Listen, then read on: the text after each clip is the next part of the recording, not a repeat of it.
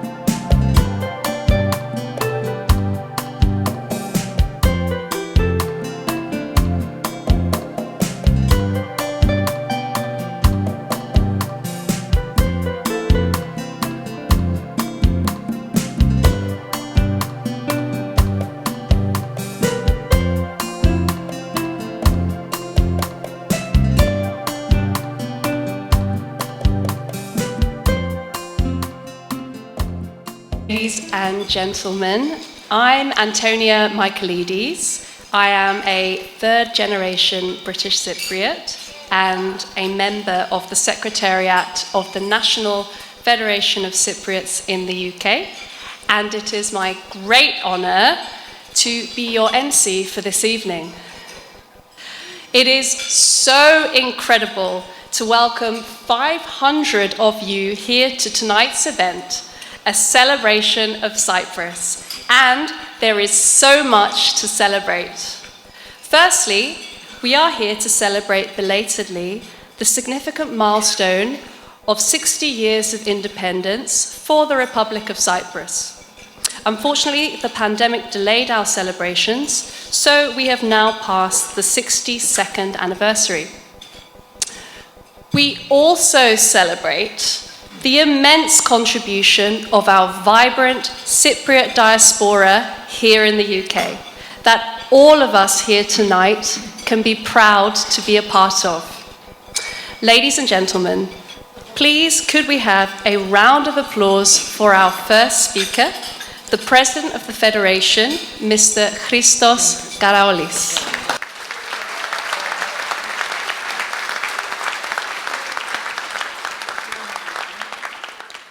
Your Excellency, the President of the Republic of Cyprus, Your Eminence, Archbishop of Theatria in Great Britain, Minister for Europe, Ministers and Shadow Ministers, my Lords, Right Honourable and Honourable Members of Parliament, Your Excellencies, the Ambassador of Greece and High Commissioner of Cyprus, Mr. Cyprus Government Spokesman, my good friends, the Presidents of BOMAC, NEBOMAC UK, former Federation President and members of the Federation's Executive and Secretariat, councillors, distinguished guests.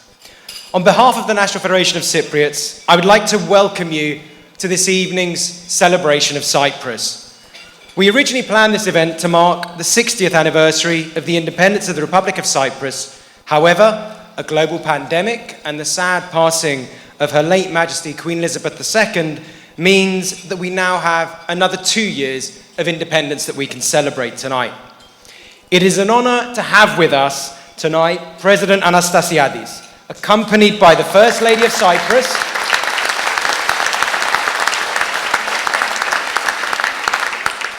and the government spokesman. We're also delighted that Minister Doherty is joining us tonight to represent Her Majesty's government. Indeed, I'd like to ask the Minister to relay our congratulations to Rishi Sunak on his recent appointment as Prime Minister. In the leadership election, the Prime Minister emphasised his commitment to, I quote, a negotiated settlement reflecting UN resolutions and leading to a bizonal, bicommunal federal state with a single citizenship and international legal personality.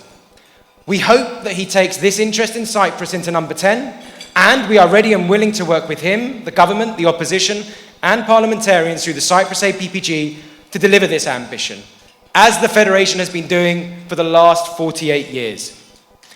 In 1960, Cyprus gained its independence, and despite the illegal invasion and continued occupation of 1/3 of the island by Turkey in 1974, the people of the island, through sheer determination and resilience, ensured that the Republic of Cyprus went on to survive, thrive, prosper, and become a beacon of stability and security in the Eastern Mediterranean. It is this same sense of determination that our diaspora exhibits here in the UK. Over the last 100+ years, Cypriots in the UK have been actively contributing to and shaping the UK's success story. Today, our diaspora counts amongst its ranks captains of industry, property, retail, media and the city, leaders in medicine, science, teaching, arts, journalism and civil society, as well as humble shopkeepers, TV dragons, a former cabinet minister and parliamentarians. We are delighted that we are joined by so many of these standard bearers for our diaspora tonight.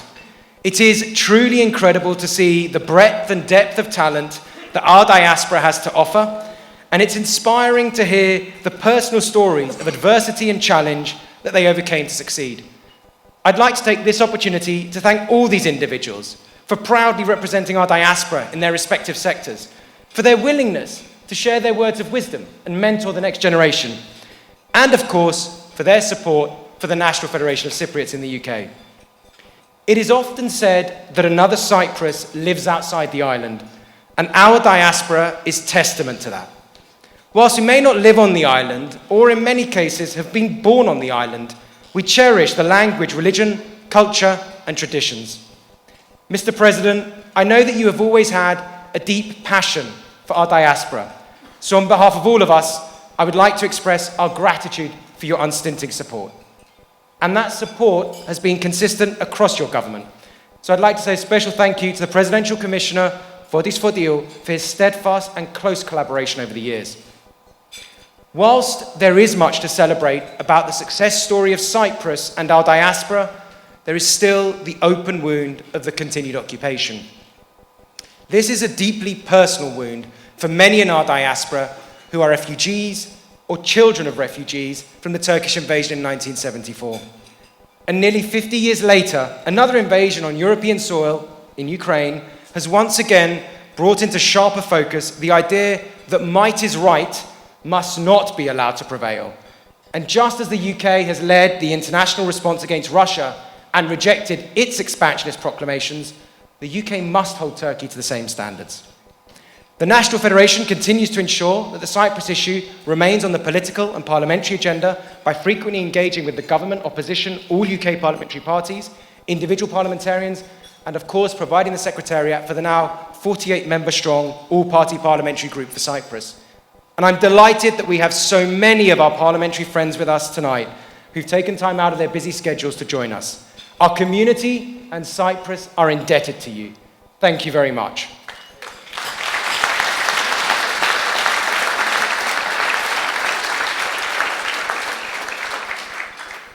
We are proud that our federation brings together the community, its leaders, and our parliamentary friends across the political spectrum by identifying the common ground and uniting efforts. In doing so, we visibly demonstrate that when it comes to Cyprus and the reunification of the island, there are no parties, no personal interests, and no divisions. We have one party, and that is Cyprus. I'd now like to say a few words in Greek. Κύριε Πρόεδρε ή, αν μου επιτρέπετε, φίλε Πρόεδρε, λόγω της καρποφόρας συνεργασίας μας, η Εθνική Κυπριακή Ομοσπονδία και η Ομογένεια στο Ηνωμένο Βασίλειο, ανεξάρτητα από πολιτικές πεποιθήσεις, συνεχίζουν να υποστηρίζουν ολόψυχα τις ακούραστες προσπάθειες σας για ελευθερία και επανένωση της Κύπρου μας. Γνωρίζουμε πολύ καλά πως εσείς και οι προηγούμενοι πρόεδροι της Κύπρου καταβάλλετε κάθε δυνατή προσπάθεια για επίλυση του εθνικού μας προβλήματος. Δυστυχώς, η τουρκική αδιαλλαξία και η αιμονή της τουρκικής πλευράς σε επεμβατικά δικαιώματα, αναχρονιστικές εγγυήσεις και κατοχικά στρατεύματα δεν επέτρεψαν να εξευρεθεί λύση στο πολύχρονο πρόβλημα της Κύπρου μας. Εμείς όμως, με τη συνεργασία του ΥΠΑΤΟ Αρμοστή και των πολλών φίλων βουλευτών, αυξάνουμε τις προσπάθειες, τις επαφές και τις πίεσεις μας. Για όσο χρειαστεί, η Ομοσπονδία θα συνεχίσει να ασκεί πίεση στα κέντρα αποφάσεων του Λονδίνου για ειρήνη και απελευθέρωση της Κύπρου. Tonight's event would not have been possible without the team at the Federation who worked so tirelessly over the last few months, and indeed years, to make this event a success. The Federation's officers, its Executive Secretary, our Assistant Executive Secretaries, Tony, Gadia, and the team who decorated this wonderful venue, Antonio, our MC, thank you to those and everyone who contributed to making tonight's event a success. I would like to thank our main sponsor, John Christodoulou and the Yanis Group, for their generous support tonight, and also for our community during the COVID pandemic. I would also like to thank the Cyprus Ministry of Agriculture, Geo, Loel, Sodap, the Chris Hanmanda Foundation, Lazari Investments, Ocean Basket UK, Michael Kipriano Advocates, and Marathon Foods, who donated the wines, table decorations, and facilitated the wonderful entertainment that we will hear shortly. And finally, a big thank you to all of you for joining us for tonight's celebration of Cyprus. You are all very welcome, and I hope you have a fantastic evening. Thank you very much.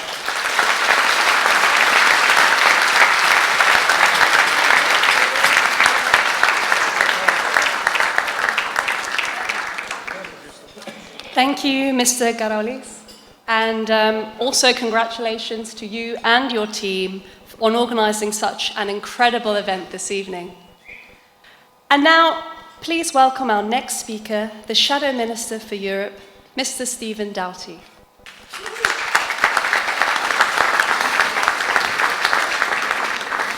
Well, thank you very much. Your Excellency, Mr. President, First Lady, Your Eminence, Honourable and Right Honourable fellow Members of Parliament, Excellencies, Ambassador, High Commissioner, and of course President of the National Federation of Cypriots, councillors and other distinguished guests.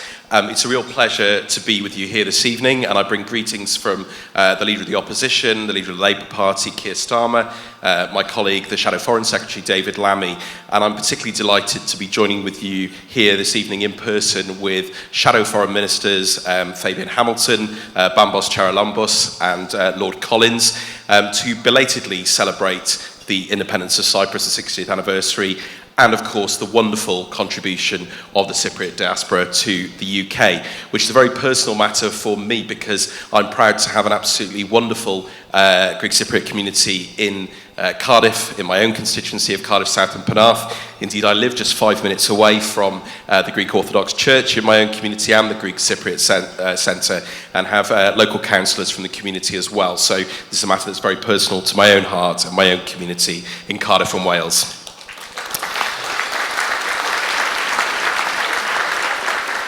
I have personally always had a very strong interest in and affection for Cyprus, not least given those connections with the community locally, but of course the whole of the 300,000 strong diaspora across the UK.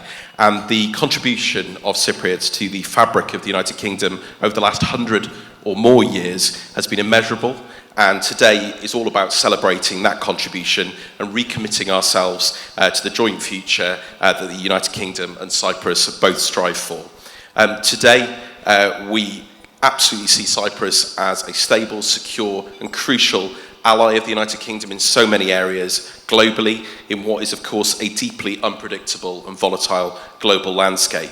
And I welcome the enduring business, defence and of course people-to-people ties between the UK and Cyprus. And I want to commit on behalf of Labour that we will continue assiduously to only strengthen those links further. I want to take this opportunity to pay tribute to you, President Anastasiadis, leaving office shortly, for strengthening those ties over the decade in office, manifesting most recently in the signing of the crucial Memorandum of Understanding between the UK and Cyprus, And the Labour Party would look to build on those ties, recognising the importance of the island and the contribution of the diaspora here in the UK. But I also guarantee that Labour has an absolutely firm and solid commitment to the people of Cyprus, not only as a guarantor power and indeed the penholder of the United Nations Security Council on Cyprus, but that we have a firm and steadfast commitment to reuniting Cyprus, to ending the occupation. For far too long, the people of Cyprus have been forcibly divided, and my own visits to the island, I've seen this with my own eyes, and the hurt and the pain that has been caused over the nearly 50 years. I've witnessed firsthand those consequences. I've met with Cypriots on the island, and I've witnessed the desire for peace and for reunification. And so my colleagues and I absolutely commit to supporting a peace process to achieve a bi-zonal, bi-communal federation with single sovereignty, international personality and citizenship, and political equality as outlined in those crucial, relevant UN Security Council resolutions. And a resolution that puts the people of Cyprus at the centre. The United Kingdom has a crucial role in ensuring that future for everybody. So in closing, I just want to thank everybody, and particularly the National Federation, for organising tonight's event, for welcoming me so generously, and for everything that they do for the Cypriot diaspora here in the UK, and for the cause of the reunification of Cyprus. And I look forward to working with you all in the future. Thank you very much.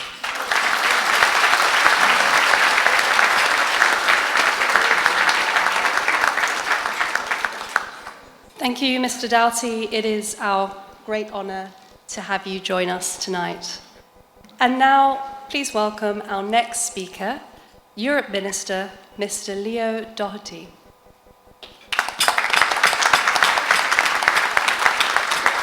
Well, ladies and gentlemen, friends, honoured guests, Mr. President, Madam First Lady, I'm hugely honoured to be here this evening, and I'm particularly grateful for the, firstly, for the magnificent organisation from Christos and the team. Thank you so much for organising what is a fantastic celebration of the 60th anniversary of the independence of the Republic of Cyprus. And I'm particularly honoured, frankly, to be speaking alongside President Anastasiadis, who has done so much over the last decade to strengthen UK-Cyprus ties. And I want to really put that on record tonight, and it's a wonderful opportunity to record that remarkable contribution, sir. And we want to thank you personally for everything you have done over the last 10 years. And of course, ladies and gentlemen, we're here to also celebrate the remarkably immense contribution of some 300,000 of the Cypriot diaspora in the UK. And this is something that our new king, His Majesty, did in 2019 when he hosted the Celebrating Cyprus reception at Buckingham Palace. And some of you in this room will remember that.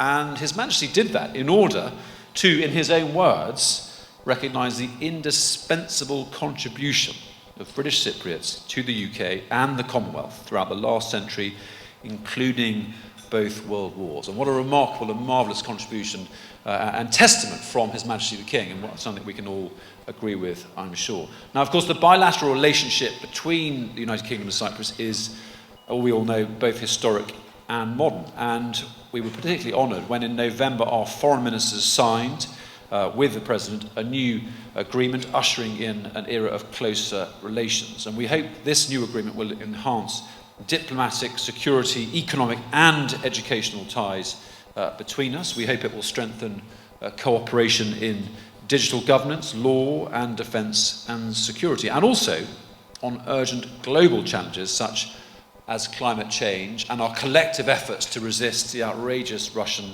aggression in Ukraine. So we're looking forward to working together on a wide range of shared interests, including also as partners in the Commonwealth and, very importantly, at the United Nations. And of course, President Anastasiadis has done a huge amount to make this bilateral relationship, as I've mentioned, stronger than ever. And very importantly, this included overseeing the implementation of the agreement on the non-military development of the British sovereign base area, something I had a personal interest in some 20 years when I got lost in the Troodos Mountains in my concluding exercise commissioning in the Royal Military Academy Sandhurst, but my map reading has improved since. This is a historic agreement which benefits residents who have, or who either live on the sovereign base area or have property in the bases. And it will also benefit the economy and society more widely. So quite simply, we see this as a win for Cyprus and a win for the UK, and it's something which we congratulate the President on very sincerely. And like the President, I want to see our relationship deepen even further in the years to come. And with this new agreement, I can assure him and you, folks, that it will. Now, of course, whilst tonight is a celebration, it is also an opportunity to reflect on some of the significant challenges ahead. And let me be clear, the UK's support for a comprehensive, just and lasting settlement on Cyprus and the UN-led process remains absolutely unwavering. We will press on with the United Nations and the other guarantor powers and as a friend to all parties until we find a solution. And we believe a reunited Cyprus would unlock major trade, investment and tourism opportunities. And it would open up the possibility of new clean energy and economic partnerships in the region. So in short, a settlement would create a more stable future for everyone. So we will keep on going, we must keep going, we must bridge differences and we must build trust. So in conclusion, ladies and gentlemen, honoured guests, I would like to end by wishing all Cypriots a peaceful, secure and prosperous future. And thank you all very much indeed for having me. Congratulations to Mr. President.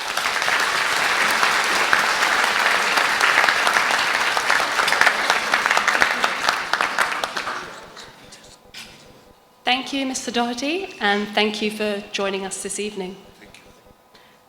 And now I would like to invite the President of the Republic of Cyprus, Mr. Nikos Anastasiadis, as well as the Federation President, Christos Karaolis, and Vice Presidents Andreas Papevripidis, Bambos Haralambos, and Michalis Elinas to join the lectern.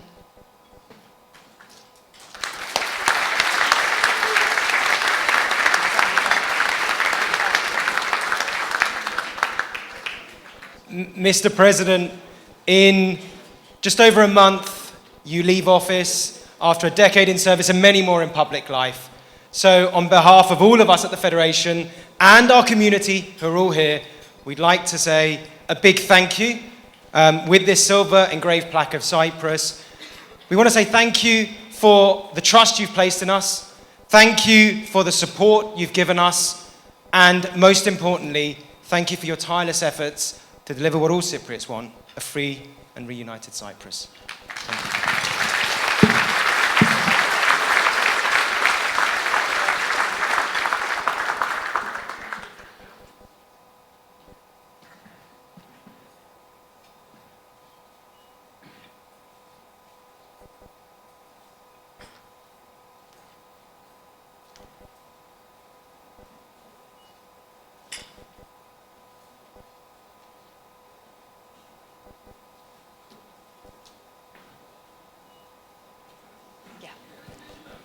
I'd now like to ask the chair of the All-Party Parliamentary Group for Cyprus, Sir Roger Gale, MP, and vice chairs Bambos Haralambos, MP, Caroline Noakes, MP, Teresa Villiers, MP, and Lord Andrew Adonis to join President Anastasiadis at the lectern to present to him a plaque on behalf of the APPG.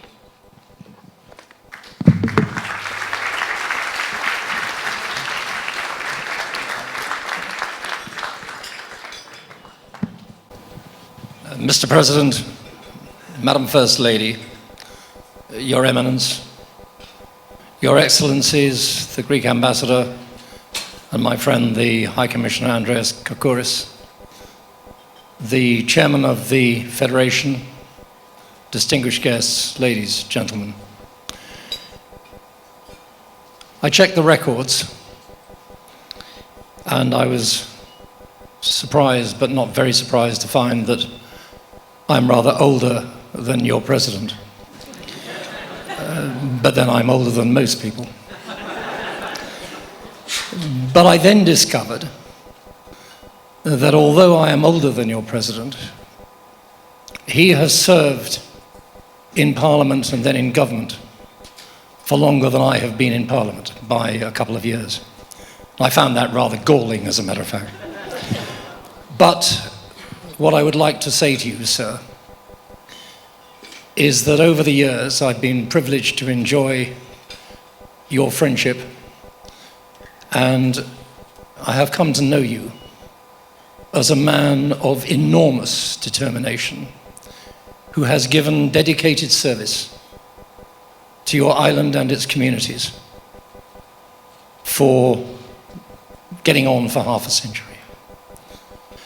You have shown great courage in taking the right decisions, which have not always been the easy decisions.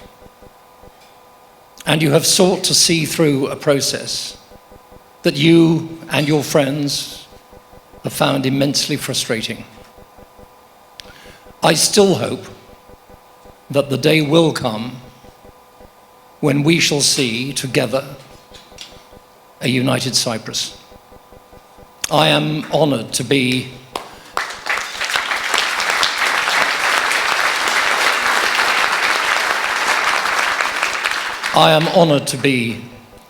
a proud citizen of Morphu.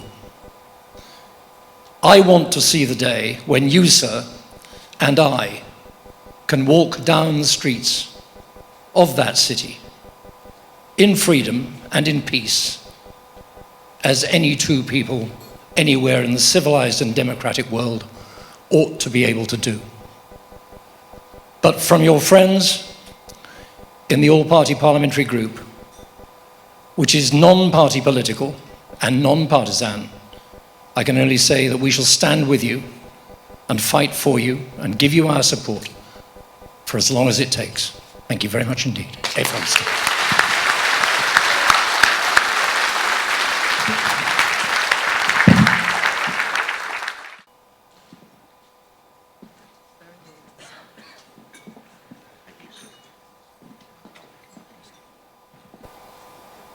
Excellencies, Your Eminence Archbishop Nikitas, honorable members of the House of Parliament and Lords, distinguished guests, dear compatriots, dear President Christos and members of the Board of the National Federation of Cyprus in the United Kingdom. It is a distinct honor and pleasure to be here with you today to celebrate both the independence of Cyprus as well as the immense contribution of our vibrant Cypriot diaspora in the United Kingdom. I would like to warmly thank the organizers, the National Federation of Cyprus in the United Kingdom, and especially its president, Christos Karaolis, and his team, the board of the Federation, for their kind invitation to be here with you all. Dear friends, tonight's event offers us, in addition, dear friends, a part of my address will be in English, since tonight we have the honor to be joined by a distinguished delegation of politicians who, through their long-standing and steadfast commitment support, have stood by the side of the Republic of Cyprus and its people in defense of its independence, sovereign and territorial integrity. Politicians who have proven that international law is above any expediencies or other interests. In particular, allow me to also place on record my heartfelt thanks and appreciation to the all-party parliamentary group on Cyprus, led by Sir Roger Gale, together with many of its distinguished members who are present tonight, have been instrumental in keeping the Cyprus problem on the radar screen in this country and beyond. To this end, please accept the sincere gratitude of my government and the people of Cyprus for your principled stance and your efforts in reaching a just and fair settlement on the Cyprus problem. Distinguished friends, tonight's events offer us, in addition, the opportunity to celebrate the long-lasting friendship and enduring bonds between Cyprus and the United Kingdom. I have had the distinct honor as President of the Republic of Cyprus since 2013 of working closely with successive United Kingdom governments to strengthen and deepen our bilateral relationship. Our historic ties, evident in the deep connections that exist at all levels of our societies and governments, with people-to-people contacts, form the foundation for an even closer partnership between our countries and peoples going forward. The signing of the Memorandum of Understanding on establishing a strategic framework of cooperation between the United Kingdom and Cyprus last November constitutes an important pillar for this evolving partnership and a pertinent one following the United Kingdom's exit from the European Union. I also consider the MOU on non-military development in the British bases in Cyprus an important achievement for both our countries with real impact on the day-to-day lives of the people of Cyprus. The United Kingdom and Cyprus also share a historic bond as members also of our Commonwealth family, working under the same umbrella on matters of huge significance. Further, the United Kingdom, as a close partner of Cyprus, a permanent member of the Security Council, and a guarantor power, has an important role to play as regards the solution of the Cyprus problem.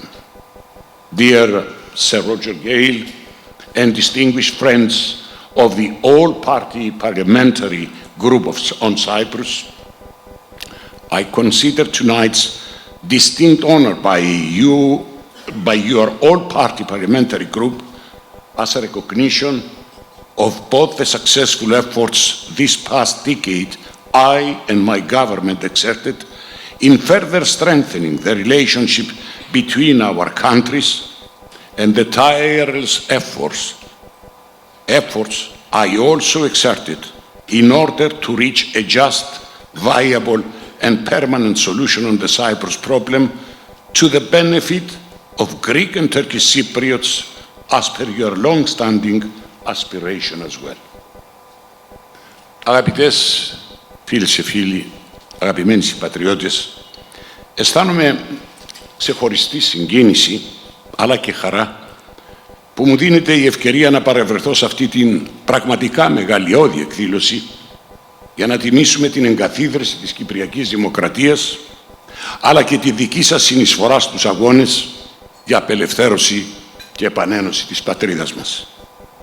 Είναι γι' αυτό που πρώτης όποιας άλλης αναφοράς νιώθω την ανάγκη να εκφράσω την ειλικρινή εκτίμηση και ευγνωμοσύνη τόσο του ιδίου όσο και της πολιτείας προς την καθεμιά και τον καθένα από εσάς για την διαχρονική, ανιδιοτελή και αφιδόλευτη προσφορά σας προς την ιδιαίτερη μας πατρίδα.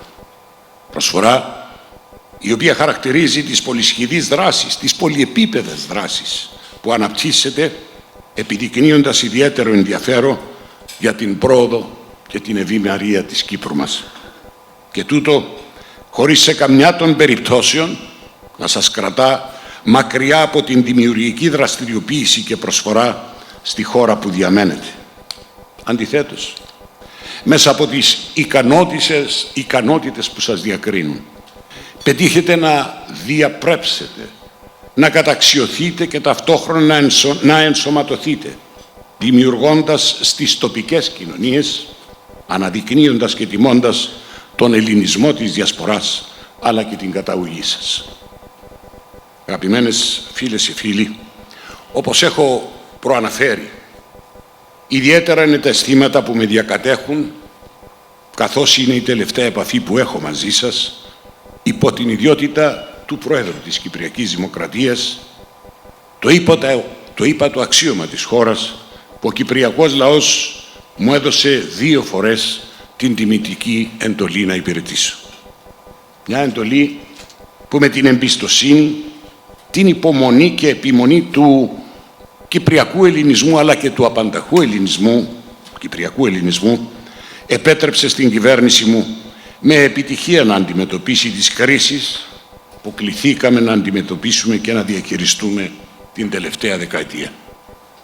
Όπως καλά γνωρίζετε, με την ανάληψη της εξουσίας και λόγω της τότε οικονομικής κρίσης, βρεθήκαμε αντιμέτωποι με τον άμεσο κίνδυνο χρεοκοπίας του κράτους. Με τόλμη πήραμε οδυνηρές αποφάσεις ευθύνης που οδήγησαν σε μια επιτυχή διαχείριση, επιτρέποντας την χώρα να βγει από το μνημόνιο νωρίτερα από ό,τι κάποιοι πρόβλεπαν στην Ευρώπη, να παρουσιάζει ρυθμούς ανάπτυξης, να ανακτά την επενδυτική της βαθμίδα, να μειώνει την ανεργία, να αποκαθιστά δικαιώματα εργαζομένων, να ενισχύει τις κοινωνικές παροχές προς όφελος των ευάλωτων ομάδων. Σαν αποτέλεσμα της ορθής δημοσιονομικής πολιτικής ήταν η αποκατάσταση της αξιοπιστίας της κυπριακής οικονομίας, οι δημόσιες και ιδιωτικές επενδύσεις σε έργα που χρόνιζαν για δεκαετίες, αλλά το σημαντικότερο, η δυνατότητα της πολιτείας να αντιμετωπίσει με επιτυχία τόσο τις οικονομικές όσο και τις υγειονομικές επιπτώσεις από την πανδημία που έπληξε την ανθρωπότητα το 2020. Αρκούμε, κυρίες και κύριοι, να αναφέρω πως για την στήριξη επιχειρήσεων και διασφάλιση των δικαιωμάτων των εργαζομένων η κυβέρνηση διέθεσε από τα δημόσια ταμεία 3,5 δισεκατομμύρια ευρώ, ενώ χάρη στις υπεράνθρωπες προσπάθειες των λειτουργών υγείας, αλλά και την εισαγωγή του Γενικού Συστήματος Υγείας, του ΙΕΣΥ, η Κύπρος κατατάσσεται παγκόσμια, και παρακαλώ σημειώστε το, δεύτερη σε ελάχιστους αριθμούς θανάτων και μια από τις πλέον αποτελεσματικές στην αντιμετώπιση της πανδημίας.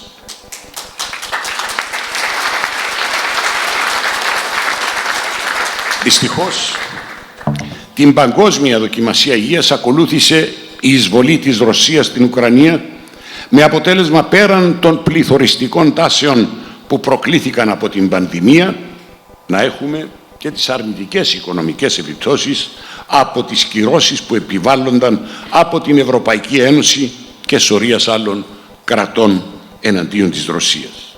Αποτέλεσμα τούτου η ενεργειακή κρίση, αλλά και οι συνακόλουθες επιπτώσεις σε όλους τους άλλους τομείς της οικονομίας, με τις εκτιμήσεις των διεθνών οικονομικών παραγόντων αλλά και θεσμών να προβλέπουν ύφεση αντί ανάπτυξης για τον χρόνο που υποδεχόμαστε.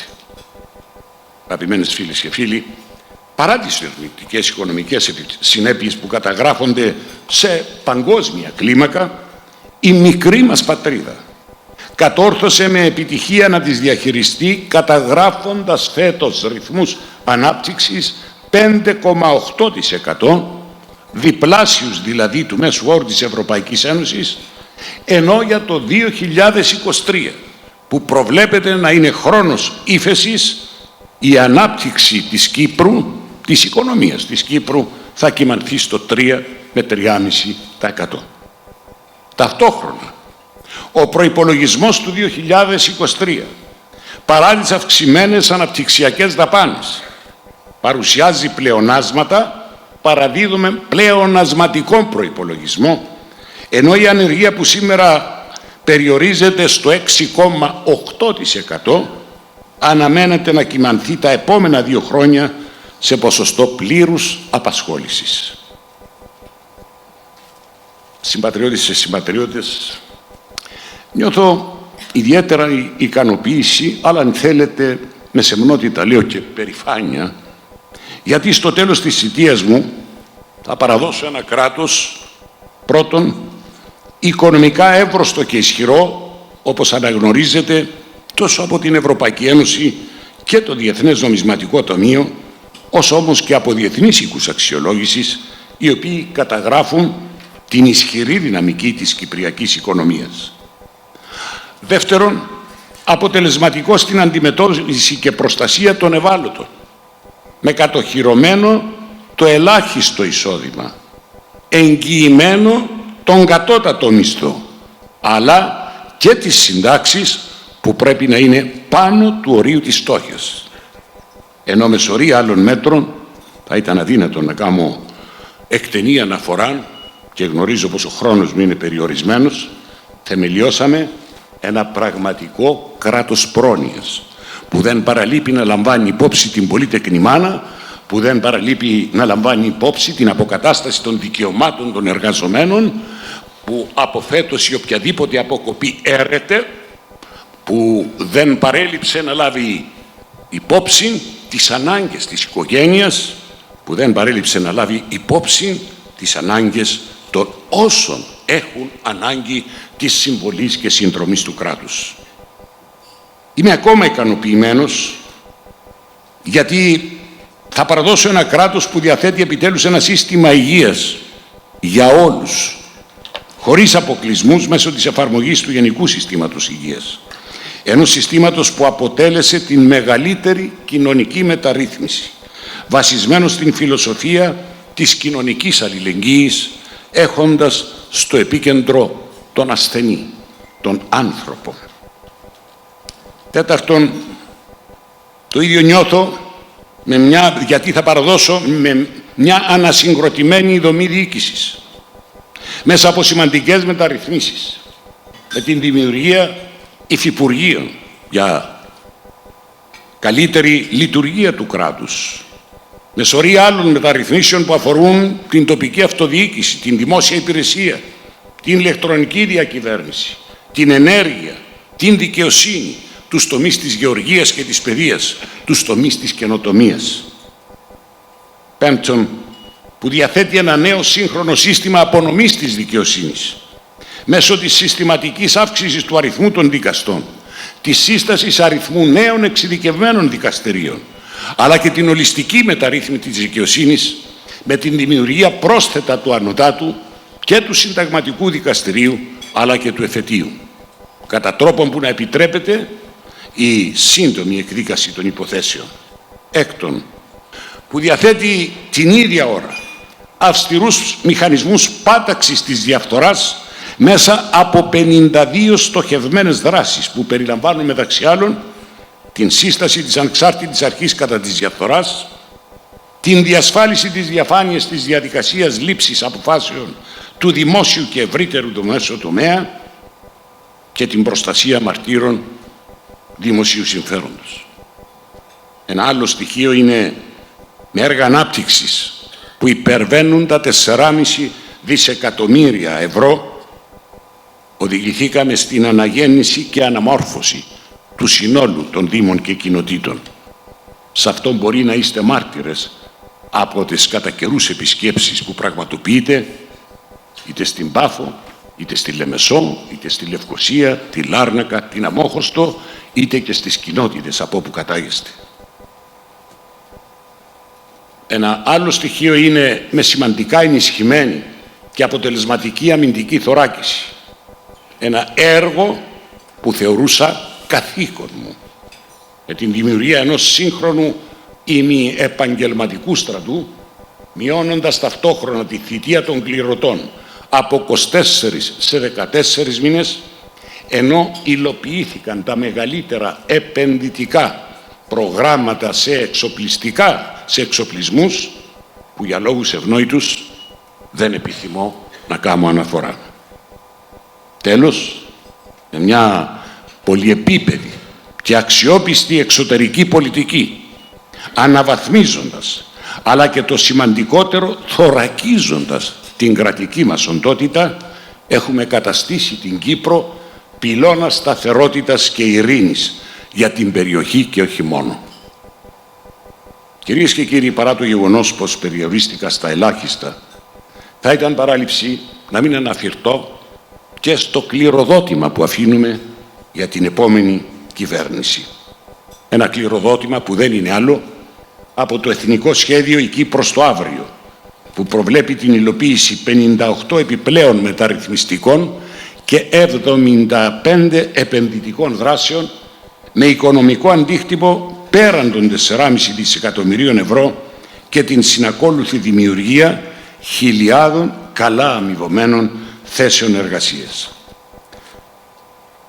Αγαπημένοι μου συμπατριώτες και συμπατριώτισσες, θα ήμουν ευτυχέστερος αν κατά τη σημερινή μου παρέμβαση μιλούσα ως πρόεδρος μιας επανενωμένης πατρίδας χωρίς στρατούς κατοχής, εγγυήσεις και αναχρονιστικά δικαιώματα επεμβάσεων.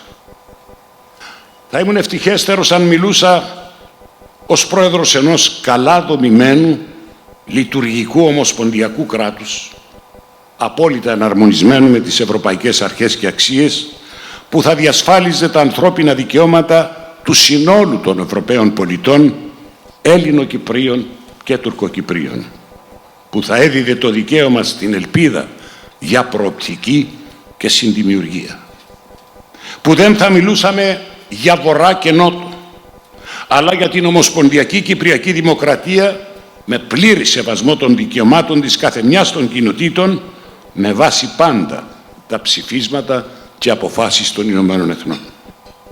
Δυστυχώς, και είναι καλά γνωστόν εις όλους, πως παρά τις επίπονες προσπάθειες τόσων του ιδίου όσων και των προηγουμένων προέδρων, των προκατόχων μου, η Τουρκία συνεχίζει να επιδεικνύει για σχεδόν 5 δεκαετίες την ίδια αδιάλακτη και απαράδεκτη στάση. Μια στάση που μέσα από τις αξιώσεις που προβάλλει καθιστά πρόδειλους τους διαχρονικούς της στόχους. Στόχους που δεν είναι άλλοι από το να μετατρέψει είτε να μετατρέψει την Κύπρο σε ένα ελεγχόμενο από την ίδια προτεκτοράτο, είτε να επιτύχει την διχοτόμηση μέσω της νομιμοποίησης του παράνομου μορφώματος που επέβαλε στα κατεχόμενο μέρος της πατρίδας μας με την δημιουργία ανεξάρτητου κράτους. Ο πιο πάνω στόχος επιβεβαιώνεται από την επιμονή της Τουρκίας να αρνείται να υλοποιήσει ή να αγνοεί τα ψηφίσματα των Ηνωμένων Εθνών, τις αποφάσεις του Συμβουλίου Ασφαλείας, σωρίας αποφάσεων του Ευρωπαϊκού Δικαστηρίου Ανθρωπίνων Δικαιωμάτων, αλλά το εξίσου σημαντικό, αγνοώντας οδυνηρούς συμβιβασμούς ή οδυνηρές υποχωρήσεις της ελληνοκυπριακής πλευράς, επιδιώκοντας πλέον επίσημα, αντί της συμφωνημένης βάσης λύσης, την αναγνώριση ξεχωριστής κρατικής οντότητας των υποκατοχή εδαφών. Αγαπημένοι συμπατριώτες, αγαπητοί μου φίλοι, θέλω να σας διαβεβαιώσω πως παρά την προκλητική και αδιάλακτη στάση της Τουρκίας, δεν θα δεχτούμε αλλά και δεν θα επιτρέψουμε ποτέ την κατάργηση της Κυπριακής Δημοκρατίας ή την διαγραφή της μακραίωνης ιστορίας του Κυπριακού ελληνισμού και των απαραγράπτων δικαιωμάτων της.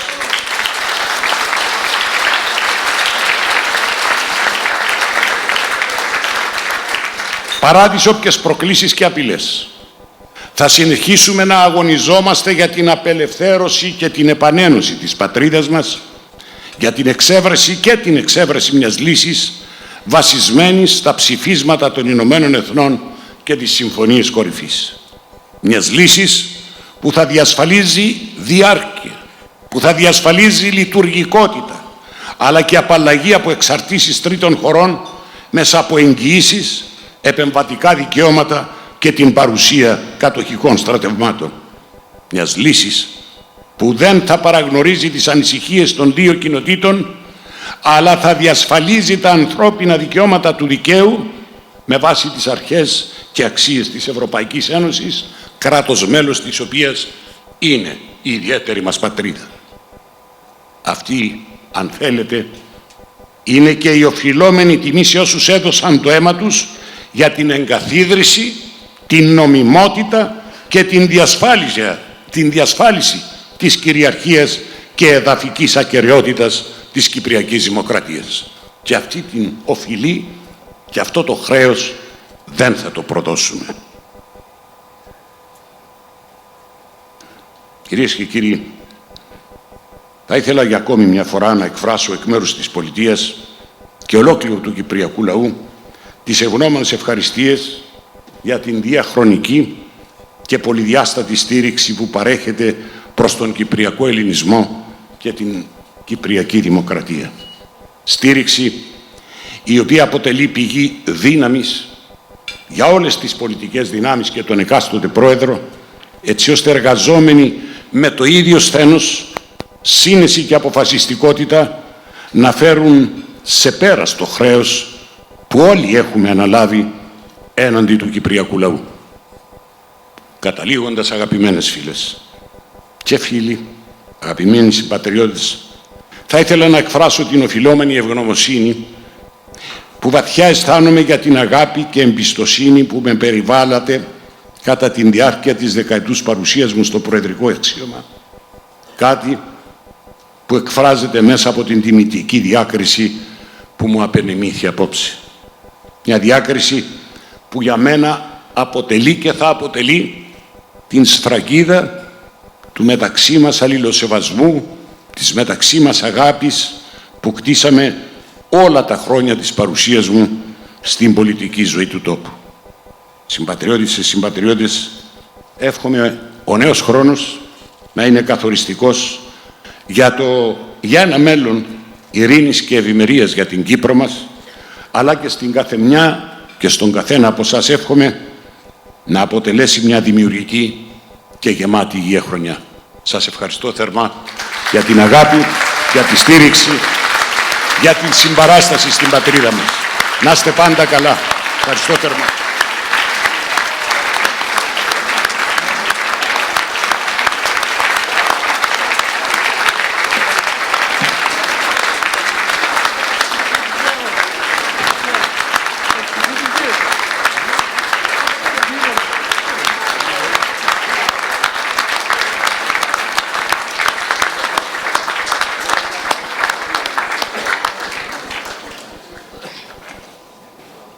Thank you, Your Excellency. We are truly grateful for the excellent cooperation between your government and our diaspora, as well as the support throughout your term. Thank you. Next, I would like to thank all the parliamentarians who have joined us tonight. Minister for Europe, Leo Doherty MP, Minister for Justice, Mike Freer MP, Shadow Minister for Europe, Stephen Doughty MP, Sir Roger Gale MP, Shadow Minister for the Middle East, Bambos Haralambos MP, Shadow Foreign Minister, Lord Ray Collins, Shadow Minister for Peace and Disarmament, Latin America and the Caribbean, Fabian Hamilton MP, Chair of Women and Equalities Select Committee, Caroline Noakes MP, Teresa Villiers MP, Dr. Matthew Offord MP, Mike Wood MP, Ferial Clark MP, Lord Andrew Adonis and Lord Chris Renard. I would also like to thank some of our other distinguished guests who are here tonight. Former MP Sir Alan Neil, parliamentary researchers, Councillors Spiros Vasiliou, Tony Vouros and Anne Clark, Head and Deputy Head of the Mediterranean Department at the Foreign Office, Alison Kemp and Simon Horner, and former West Ham captain and friend of Cyprus, Mark Noble.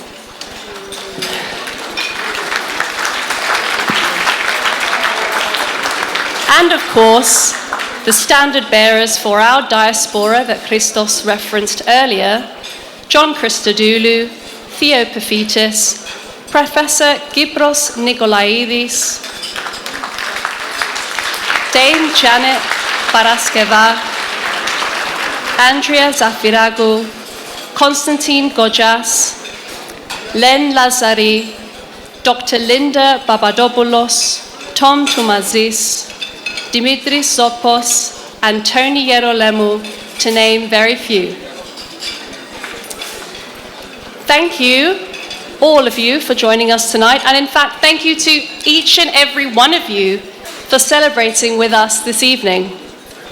With that, I believe we are almost ready for our entertainment programme by our very talented Enthymeion band. And if the music isn't persuasion enough to get you on the dance floor, the waiters will shortly be bringing round zivania for every table, along with dessert, fruit and coffee. Ladies and gentlemen, thank you and enjoy the evening. Και τώρα να πούμε ένα τραγουδάκι για την Κύπρο.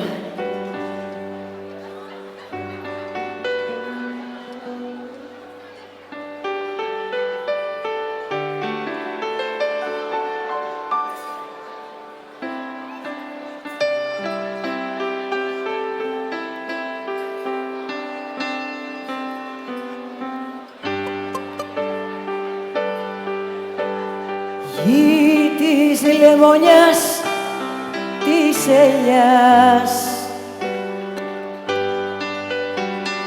γη της αγκαλιάς, της χαράς, γη του πεύκου, του κυπαρισιού, των παλικαριών και της αγάπης, χρυσοπράσινο φύλλο ρηγμένο στο πέλαγος.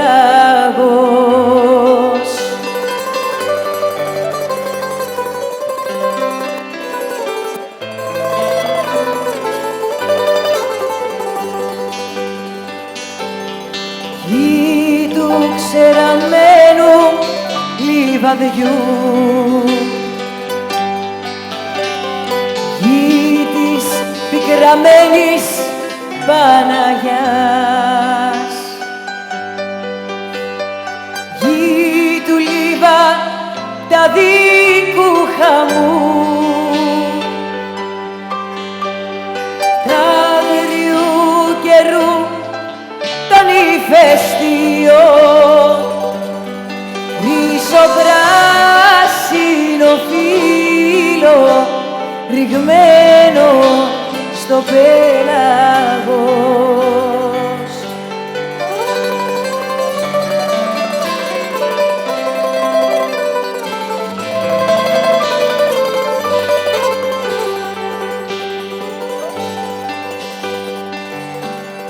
Γη των κοριτσιών που γελούν,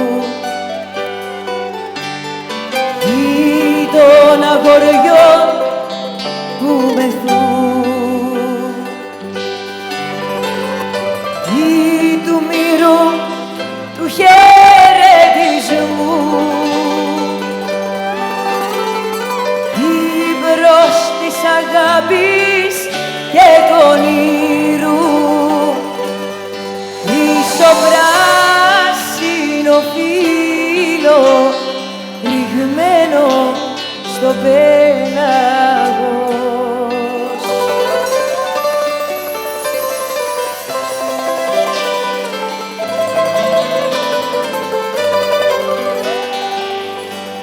Χρυσοπράσινο φύλλο ρηγμένο στο πέλαγος.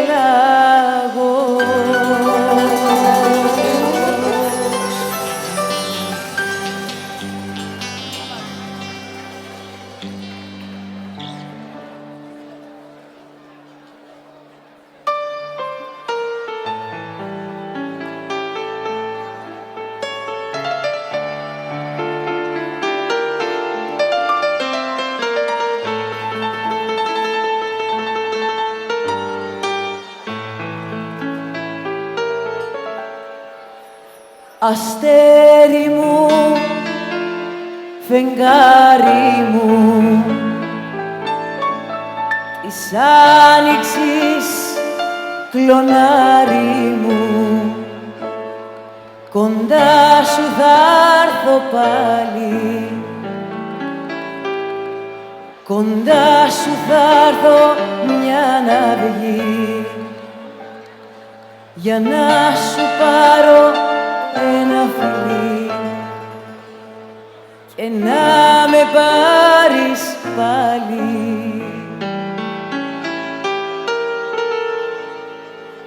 Αγάπη μου, η νύχτα θα μας πάρει, τα άστερα κι ο ουρανός, το κρύο, το φεγγάρι. Τα άστερα κι ο ουρανός, το κρύο, το φεγγάρι. Θα σ' αγαπώ, θα ζω με το τραγούδι, θα μ' αγαπάς, θα ζεις με τα πουλιά. Θα σ' αγαπώ, θα γίνουμε τραγούδι, θα μ' αγαπάς, θα γίνουμε πουλιά. Αγάπη μου, η νύχτα θα μας πάρει, τα άστερα κι ο ουρανός, το κρύο, το φεγγάρι. Τα άστερα κι ο ουρανός, το κρύο, το φεγγάρι.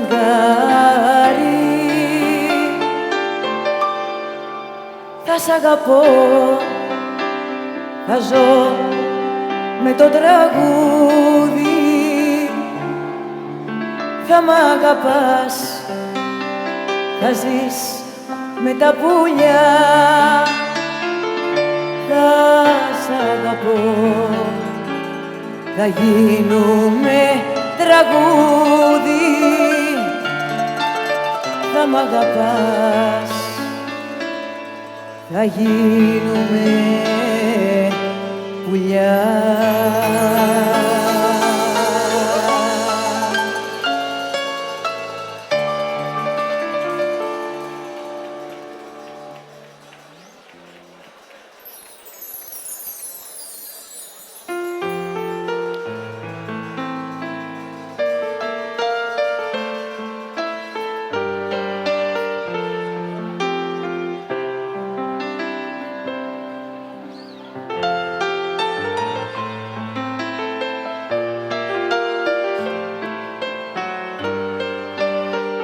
Και τώρα να αφιερώσουμε ένα τραγούδι στον κύριο Αναστασιάδη.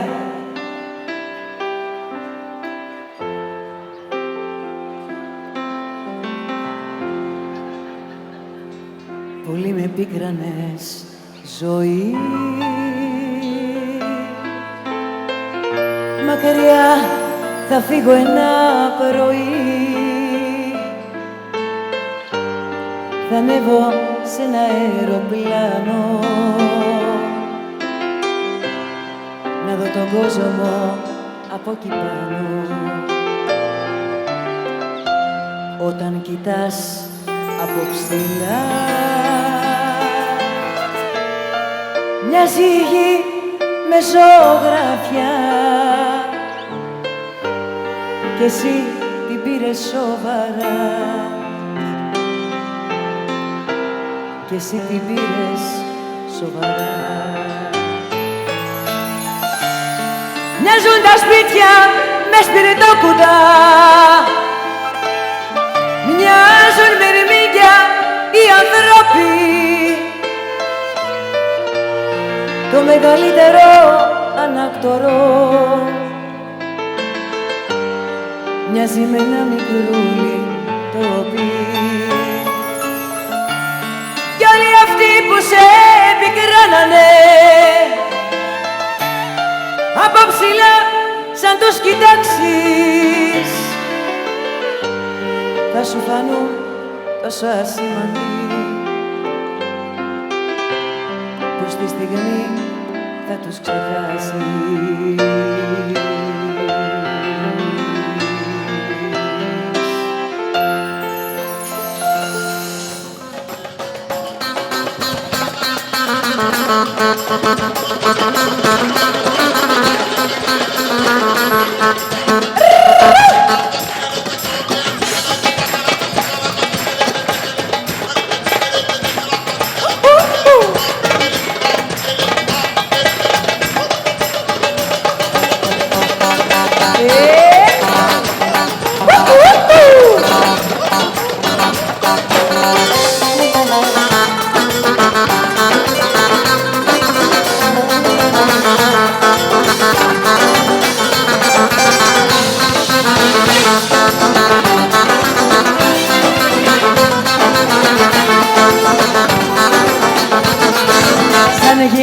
Γεννά το χώμα νύχτα το πρωί κι όλα αρχίζουν ξανά και γίνεται ζωή.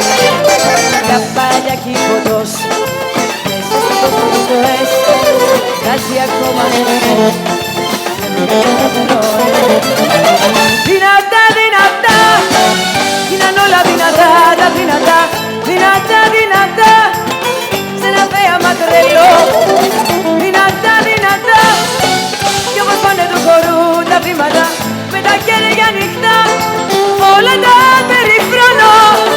Κι όλο κάτι λέω, κάτι λέω κι όλο μέσα μου δίνω φαντασματά στα σελόνια μου, στα σεντόνια μου σαν χαλάσματα.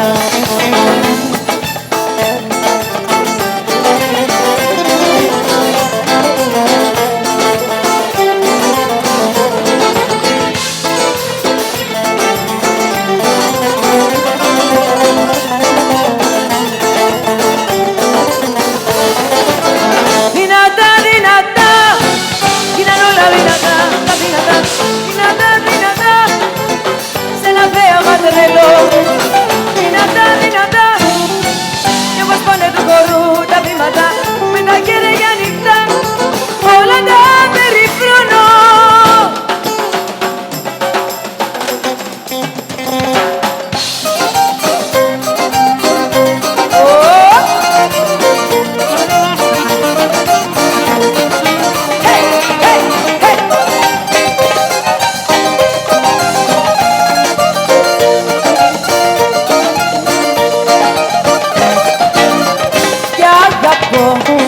Από μια πιτσιρίκα που είναι τρέλα, είναι γλυκά.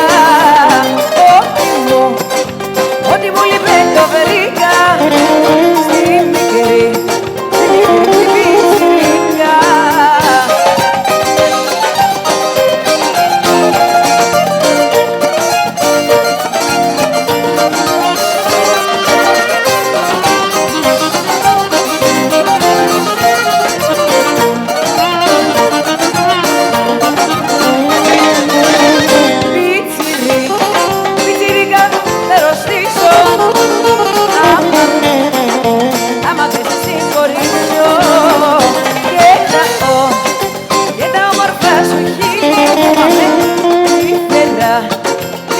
Θα τα φιλήσω.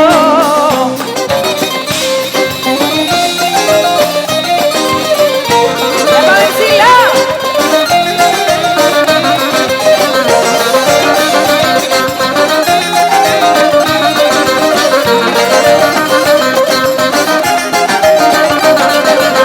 Και δεν σου κάνω τον Άγιο, αχ, κι αμάρτησα και με νύχτα παράνομα.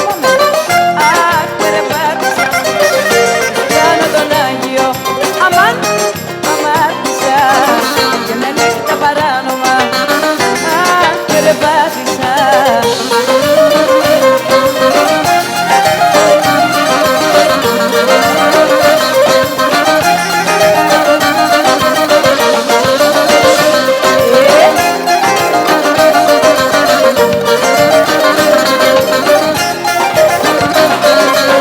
Το ξεναγίλι φίλησα και το έχω μετανιώσει. Συγχώρα με καρδούλα μου, βαθιά το έχω πληρώσει. Εκεί που ήταν το σώμα μου, δεν ήταν η καρδιά μου. Εσένα ναι, σκεφτόμουνα, σε ήθελα κοντά μου.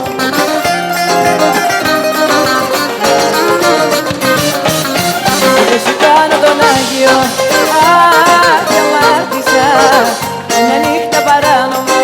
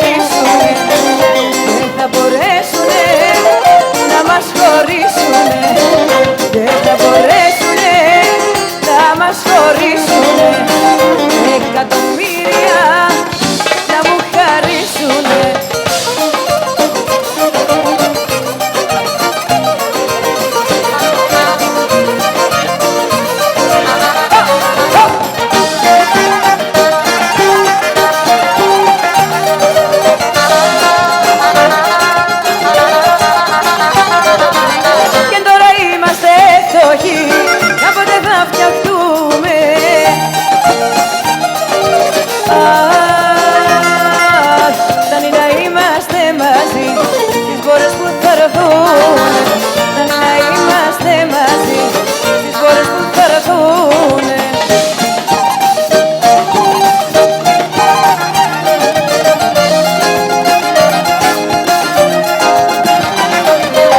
Και εκατομμύρια να μου χαρίσουνε και θα μπορέσουνε να μας χωρίσουνε. Δεν θα μπορέσουνε να μας χωρίσουνε. Εκατομμύρια να μου χαρίσουνε. Κάνε ψηλά!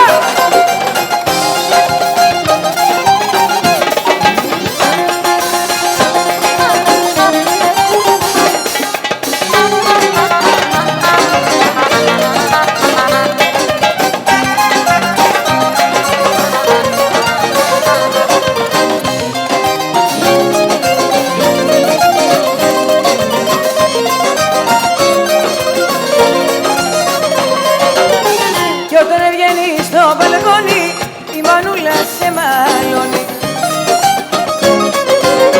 καρκίνας στα καυγαδάκια, θα χτυπάς τα συντονάκια.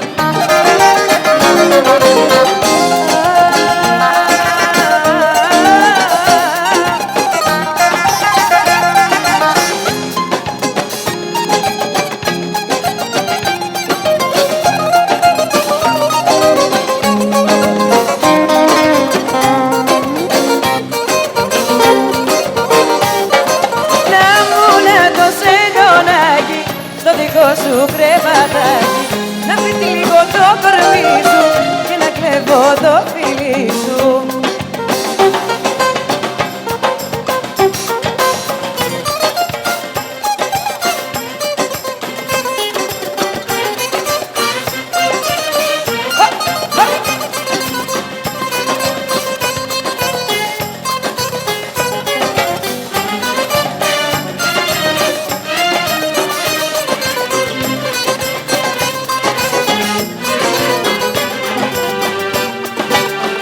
Κι αφού χωρίσαμε και τότε γελίσαμε, θέλω να βγω, να πιω και να καταστραφώ. Κι αφού χωρίσαμε και τότε γελίσαμε, βρε και θα πιω και θα βγω για εκείνον που αγαπώ.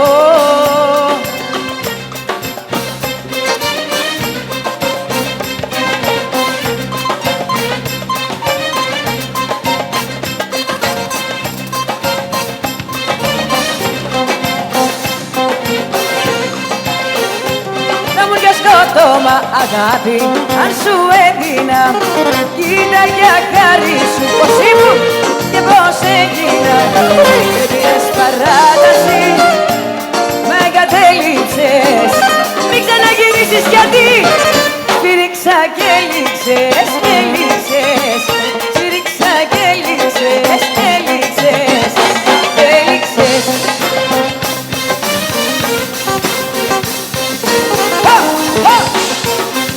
Αυτό είναι!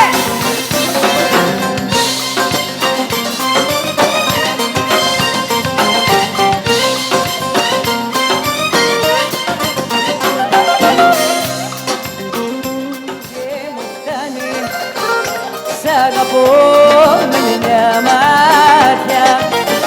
Η ζωή κύκλους κάνει και ο κόσμος αλλάζει τροχιά.